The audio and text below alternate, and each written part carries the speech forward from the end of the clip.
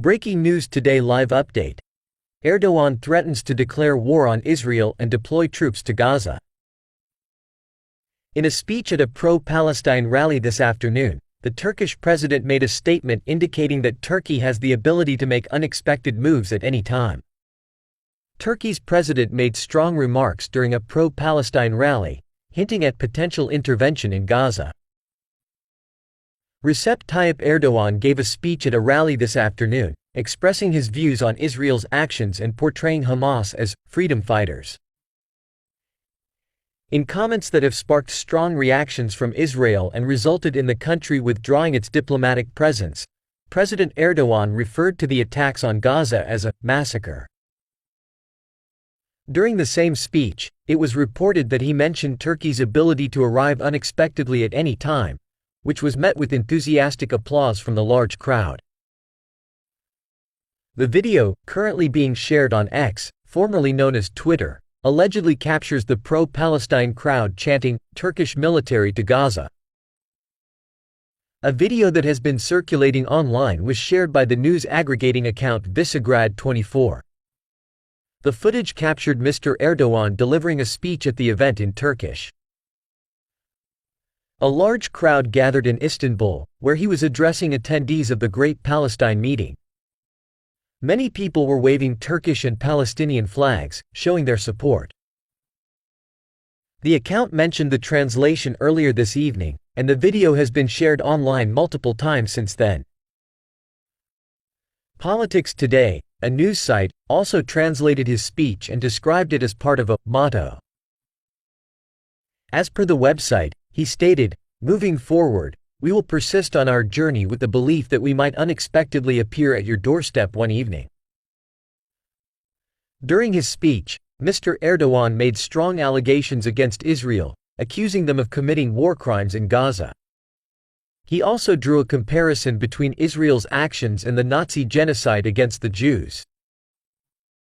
He stated that Israel has been openly committing war crimes for 22 days, comparing their actions to the mentality shown towards Axis members during World War II. He stated that historically, there were instances of mass killings of Jewish people in gas chambers and widespread destruction caused by bombings. The Turkish Prime Minister then remarked, "There is a similar mentality being displayed in Gaza today." Mr. Erdogan stated that his government is planning to inform the entire world about Israel's alleged war crimes in response to their actions. The speech was not well received by Israeli officials, prompting them to promptly withdraw diplomatic staffers from Turkey. Israeli Foreign Minister Eli Cohen expressed that the remarks from Turkey have prompted him to reassess the relationship between Israel and Turkey.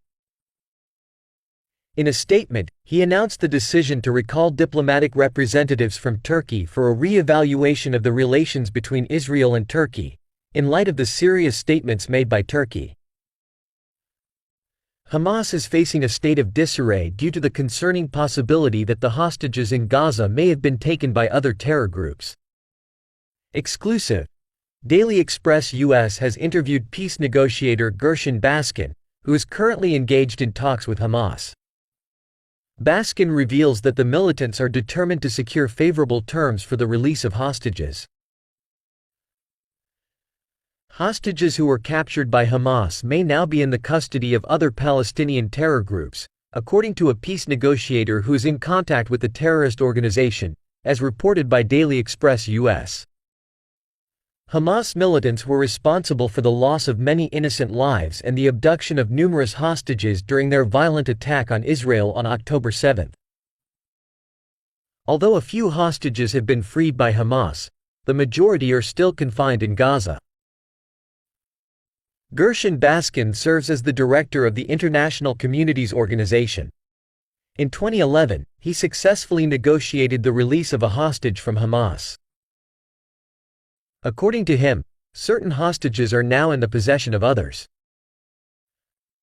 Baskin stated to the Daily Express US that there is uncertainty surrounding the individuals involved in the negotiations and their control over the release of certain individuals. It's not entirely clear whether Hamas has complete control over all the hostages. Hostages were seized by Islamic Jihad and the PFLP, Popular Front for Liberation of Palestine. There have been reports indicating that Qatar is playing a prominent role in hostage negotiations. The Prime Minister of Qatar, Mohammed bin Abdulrahman Al Thani, expressed optimism for a potential breakthrough in the near future. Speaking on Wednesday, he mentioned that there has been some progress in a potential breakthrough, which has left them feeling hopeful. However, according to Gershon, his communication with Hamas suggests that this may not be the case. He mentioned that their previous conversation was focused on verifying the accuracy of the reports from Qatar. Upon further inquiry, it became apparent that their knowledge on the subject was lacking, potentially casting doubt on its veracity. However, it is important to note that the current situation in Hamas lacks a clear chain of command when it comes to the hostages. The nature of the Qataris' contact with Hamas remains uncertain. It is unclear if they are engaging with the military wing, the political wing, or both. Furthermore, it is unknown if these discussions are taking place in Doha or elsewhere. It's challenging to ascertain the situation. The Israelis have stated that there has been no significant progress on the Qatari track. Baskin predicts that Hamas will maintain a firm stance during negotiations with Israel. He added, "Hamas is quite skilled at negotiating. I have discussed the issue of liberating women, children, the elderly, and the sick with them. Some of the soldiers captured are also non-combatant soldiers. Dealing with them can be quite challenging, as they have a strong and determined approach." This week, Khalid Meshal, a spokesperson for Hamas, stated that the release of hostages is contingent upon Israel ceasing its bombardment of Gaza. According to reports, the number of civilian casualties in Gaza has exceeded 5,000. Russia-Ukraine conflict, chronology of major events, day 612. Engaging in combat. Russia reported that a nuclear waste storage facility at the Kursk nuclear power plant was damaged by Ukrainian drones on Thursday evening. Following the statement from the plant's press service on Friday, it was confirmed that there was no significant damage from the attacks and operations were unaffected. Ongoing clashes persisted near the city of Avdiivka, located in the Donetsk region of eastern Ukraine. The Ministry of Defense of Russia reported that 36 drones launched by Ukraine were successfully neutralized by their air defense systems. The incident occurred over the Black Sea near the Crimean Peninsula during the night. The ministry's statement on Telegram lacked in providing further details. Diplomacy and politics.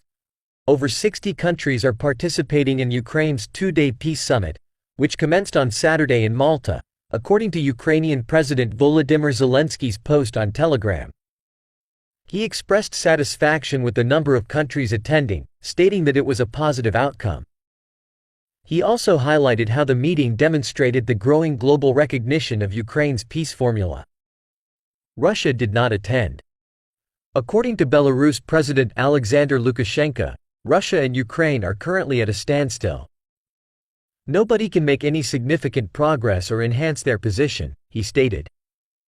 Ukraine's deputy police chief, Dmytro Tyshyk, has been suspended following allegations made by an investigative journalist regarding his wife's possession of a Russian passport, as reported by Ukraine's Kyiv Independent.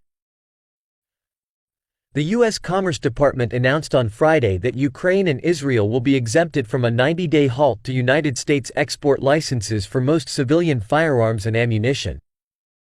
The reason for the temporary halt in exports was attributed to concerns regarding national security and foreign policy considerations. Israel's conflict with Hamas has further intensified the existing divisions in the international community, which were initially highlighted during Russia's conflict in Ukraine. Both sides are working to solidify their respective alliances in a world that is becoming increasingly polarized, as the Ukraine war enters its 87th week. U.S. President Joe Biden criticized both Russian leader Vladimir Putin and Hamas, a group considered a terrorist organization by the United States and the European Union, after his visit to Israel on October 18. Hamas and Putin pose distinct threats, yet they both share a common goal: the complete destruction of a neighboring democracy, stated Biden during a widely viewed primetime Oval Office address, which drew an audience of 20 million people. European allies of Washington, who have supported Ukraine, also visited Israel to demonstrate solidarity and strengthen their geopolitical alliance. Last week, Biden showed his support for both the Ukrainian and Israeli causes in Congress by proposing a bill that would provide $105 billion in new funding. He believes that this investment will greatly benefit American security for years to come. It was once referred to as fighting for freedom and democracy, responded Maria Zakharova, spokesperson for Russia's Ministry of Foreign Affairs, in a message on the Telegram platform. It seems that it's simply a matter of calculations now. China and Russia, as well, have expressed their intention to work closely together in addressing the challenges in the Middle East. On October 20, Rus.